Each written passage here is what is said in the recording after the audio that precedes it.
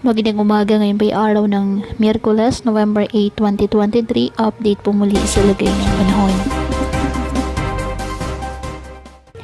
Easterlies ang nakakaapekto sa Palawan, Visayas at Mindanao.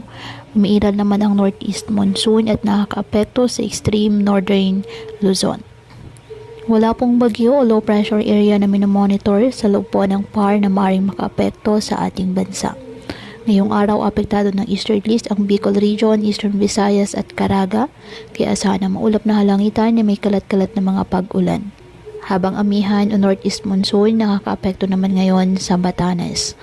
Ang Cagayan kasama ng Babuyan Islands, asahan ang bahagyang maulap hanggang sa maulap na halangitan with isolated light rains dahil pa rin po sa northeast monsoon.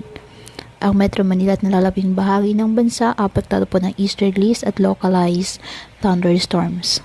Kaya patuloy po na pinag-iingat ang ating mga kababayan sa banta po ng mga pagbaha or landslide, lalo na kapag may malalakas na ulan, at ugaliin po na magdala palagi ng payong o kahit anong panangga sa ulan kapag lalabas ng ating mga tahanan. At yan po muna ang update sa lagay ng panahon ngayong araw.